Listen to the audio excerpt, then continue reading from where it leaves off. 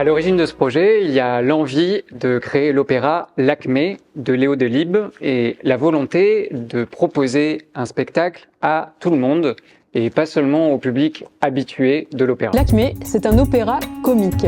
Alors ça ne veut pas dire que ce sera nécessairement drôle, ça indique surtout une alternance entre des moments chantés et des dialogues parlés. On a en gros 3 personnages principaux. Nilakanta, qui est brahmane, donc prêtre, L'Acmé, sa fille, et Gérald, un Anglais. Et le cœur de l'opéra, ça va être l'histoire d'amour entre L'Acmé et Gérald, qui, vous vous en doutez, est pleine de rebondissements. Dans cet opéra, vous pourrez notamment retrouver 2 airs que vous connaissez peut-être, le duo des fleurs et l'air des clochettes. La musique est magnifique, déjà au niveau de l'orchestration, donc c'est-à-dire qui joue quoi dans l'orchestre, mais aussi dans les airs qui sont à la fois très simples, très tendres et très passionnés.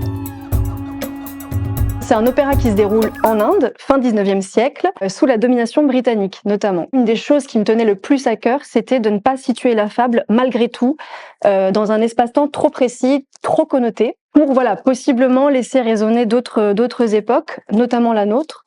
Et puis aussi parce qu'à mon sens, on a le regard un peu alourdi par d'anciennes représentations de l'Inde, exotisantes, naturalistes, tout du moins essentialisantes. Il faut savoir que les 2 pierres angulaires du livret sont d'une part la colonisation, qui est une thématique omniprésente, un conflit armé asymétrique avec des luttes contre des oppressions. Et puis, de l'autre côté, on a ce véritable rapport à la magie, au sacré, au merveilleux. Et donc, avec toute l'équipe artistique, on travaille à faire coexister, si vous voulez, ces 2 dimensions-là du livret. Toute l'histoire se déroule dans un désert. Un désert, c'est l'expression la plus pure de la notion de terrain. Et donc, ce désert va évoluer d'acte en acte, il y a 3 actes dans l'opéra, et connaître progressivement des transformations un peu magiques. L'acte 1, on est plutôt dans le temple, l'acte 2, on passe dans la ville, et l'acte 3, c'est l'acte de la cachette, du refuge, et c'est là que se déploient des forces magiques et merveilleuses. Pendant le travail d'adaptation du livret, j'ai aussi tenu à faire la part belle aux personnages féminins, notamment Malika, qui n'est plus cantonnée à un rôle de subalterne au service de la protagoniste L'Acmé, qui au contraire est une alliée, une amie, renforcer entre elles ce lien sororal, puis renforcer aussi leur agentivité à toutes les 2. La foule est incarnée sur scène par un chœur de danseurs et de danseuses amateurs. Donc c'est par la danse qu'on fait exister au plateau cette dimension collective de l'opéra.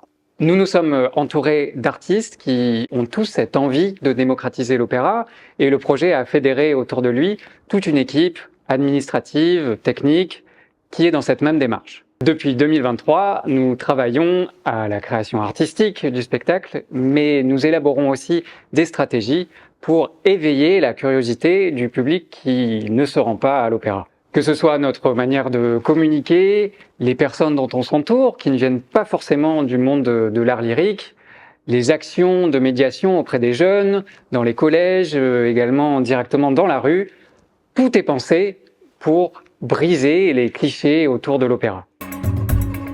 On a un casting de rêve, avec des solistes jeunes, hyper motivés et dont la carrière est à suivre absolument.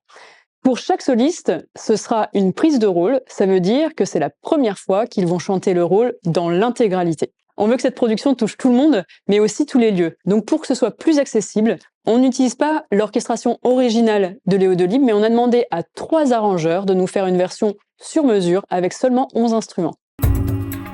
La création aura lieu les 24 et 25 mai 2025 à Albi.